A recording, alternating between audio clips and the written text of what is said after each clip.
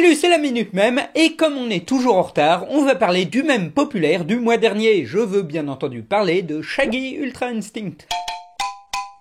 Shaggy est le meilleur ami du chien Scooby-Doo dans le dessin animé du même nom. Apparu dès les premiers épisodes, c'est un personnage trouillard, paresseux et particulièrement glouton, à l'image de Scooby-Doo lui-même. Alors je sais ce que vous allez dire, Shaggy, mais c'est pas censé s'appeler Sammy, ce gars? Ce à quoi je vous dirais, bah oui, mais c'est son nom dans la version d'origine. Et vous savez quoi? Bah on va l'appeler Sammy, parce que moi aussi ça me perturbe, alors c'est comme ça. Et là, je me pose une question. Dois-je vraiment vous faire l'histoire du dessin animé Scooby-Doo? Parce que, mine de rien, on parle d'une franchise née en 1969 et qui va donc fêter ses 50 ans d'ici quelques mois. Le 13 septembre, plus précisément. Et Scooby-Doo fait partie de ces dessins animés qui ont été rebootés de décennie en décennie. On compte pas moins de 12 séries, dont une qui s'est finie l'an dernier, s'étalant sur une totalité de 518 épisodes. Ce qui est énorme, hein, c'est 2 fois plus d'épisodes que Bob l'éponge. À quoi il faut rajouter 43 téléfilms d'animation, 2 films live, 3 téléfilms mal joués et plusieurs crossovers, notamment avec la série Supernatural, Batman ou John Cena. Bien évidemment, à chaque série, on a tenté d'adapter le style, les personnages ou le ton afin de toucher une nouvelle génération d'enfants. Si vous avez moins de 50 ans, il y a forcément un moment de votre enfance où une série animée de Scooby-Doo a été diffusée. Du coup, je pense que je n'ai pas besoin de vous expliquer le principe de la série. Je suis désolé, je suis un homme de 50 ans qui n'a jamais eu de passe de télévision et je suis trop fainéant pour aller sur Wikipédia. J'exige que vous m'expliquiez en quoi consiste ce Scooby-Doo. Tiré de l'imagination des scénaristes Joe Ruby et Ken Spears et du dessinateur Iwao Takamoto, Scooby-Doo est une série produite par le studio Hanna-Barbera et commandée par la CBS afin de remplir leur case du samedi matin à destination des enfants. L'idée de base était de surfer sur la vague hippie et de raconter l'histoire d'un groupe de musique avec un chien qui résoudrait des mystères entre 2 concerts. L'idée du groupe de rockers fut supprimée pour en faire des enquêteurs et pour attirer les plus jeunes, l'accent fut mis sur le chien Scooby-Doo. Du côté hippie, il ne restera que leur van. Oui, le truc vert avec les petites fleurs partout. Ah, c'est hippie.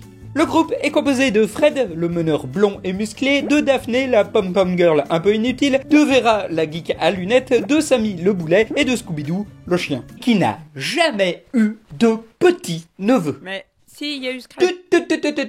Chut.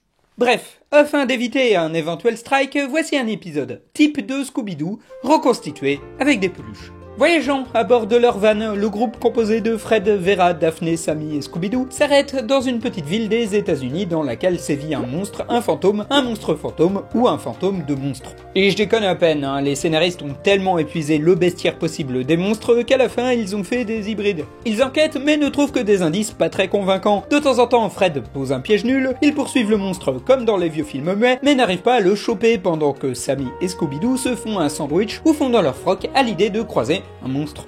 Paye ta logique. Les mecs sont dans une équipe d'enquêteurs du paranormal alors que c'est les plus gros pétochards du monde. Et jamais ils pensent à se barrer entre 2 épisodes, hein. C'est un peu comme si j'habitais Paris et que j'avais peur des gens mal polis et aigris. Non, ça fonctionne pas. Dans les 2 dernières minutes de l'épisode, le monstre est capturé. On s'aperçoit alors que c'est un mec en costume. Celui-ci est démasqué dans une scène ultra iconique. Très souvent, le monstre se révélait être un promoteur, un maire ou le propriétaire d'un hôtel non loin qui espérait que la rumeur du monstre ferait de la pub pour une quelconque connerie touristique. Le Scooby Gang repart pour une nouvelle ville mystérieuse où le cycle va se répéter. Mais ce qui nous intéresse ici, c'est Sammy. Même si le caractère des personnages de Scooby-Doo a tendance à changer selon les séries, celui de Sammy est assez immuable. C'est une sorte de grand dadais trouillard avec un t-shirt vert qui est plus intéressé à l'idée de remplir son estomac qu'à celle de résoudre des mystères. Il sort de temps en temps l'onomatopée Zwink. Du coup, a priori, le mec a l'air d'être tout sauf badass. C'était sans compter sur internet. En 2011, Scooby-Doo et la légende du Fantosaure, un énième téléfilm sort en DVD dans lequel le Scooby Gang enquête sur la mystérieuse apparition d'un monstre mi-fantôme, mi-dinosaure, le Fantosaure. Ah bah, À cette occasion, Sammy se fait hypnotiser et devient un type badass à chaque fois qu'il entend le mot bad, ce qui occasionne de nombreux quiproquos, dont une bagarre contre des bikers dans un bar. Puis tout le monde va oublier ce téléfilm, qui sera noyé dans la louchée de téléfilms suivants, qui sera elle-même aussi noyée au milieu des séries de Scooby-Doo, qui seront noyées au milieu des 12 000 séries d'animation dont plus personne ne se souvient puisque tout le monde est occupé à regarder Dragon Ball Super. Bon, je vais pas vous faire de topo sur Dragon Ball Super. Je suis désolé, j'ai regardé un article de Télérama dans les années 90 et il disait que Dragon Ball s'arrêtait à Dragon Ball Z. Est-ce que vous pourriez m'expliquer ce qu'est ce Dragon Ball Super dont vous parlez tant? Vraiment ?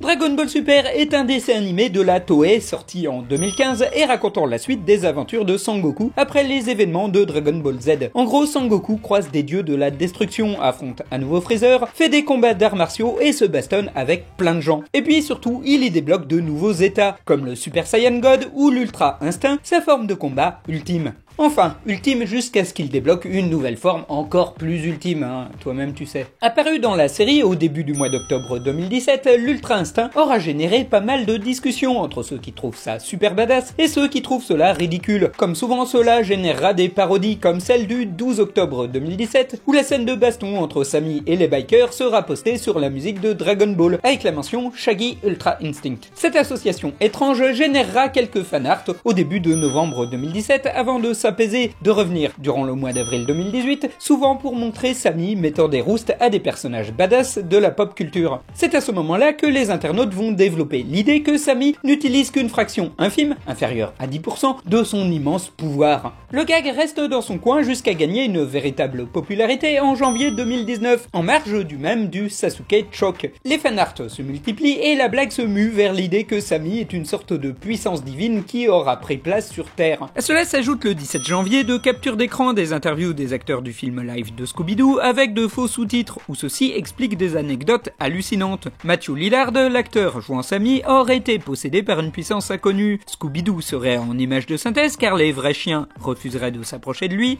et il aurait été capable de trucs incroyables à partir d'un infime pourcentage de son immense puissance, comme mettre enceinte des femmes à distance, arrêter le temps pour faire des cascades ou créer une actrice à partir du néant afin de jouer Vera. Un peu inquiet pour son image, Matthew Lillard rejettera dans un premier temps ce même avant de l'encourager à grands coups de publicité sur Twitter. Il faut dire que depuis le film de 2001, Lillard était attaché au rôle et avait été la voix de Sammy sur plusieurs films et séries tirés de Scooby-Doo. Il fut d'ailleurs déçu d'apprendre par la presse qu'il ne jouerait pas dans le film censé célébrer les 50 ans de la franchise. Enfin, il faut signaler le 27 janvier 2019 l'apparition d'une pétition pour que le personnage de Sammy soit disponible en DLC dans le futur Mortal Kombat 11 et qui à ce jour a été signé par plus de 370 000 personnes. Ce qui n'a aucune probabilité d'exister.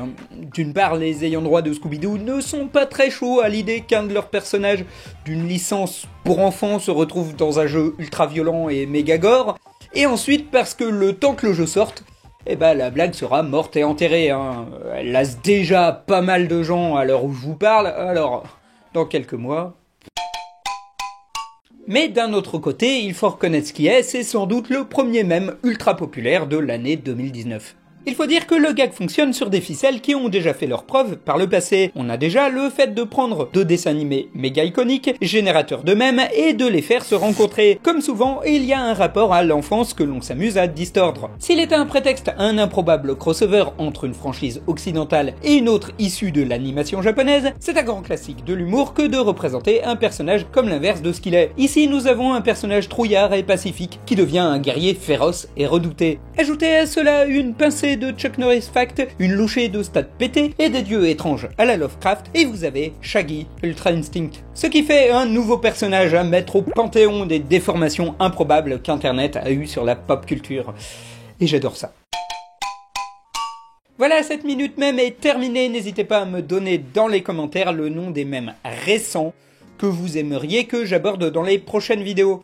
Prochaines vidéos qui n'arriveront pas avant la mi-mars, étant donné que je vais partir une semaine du côté de la Belgique pour la Medinasia.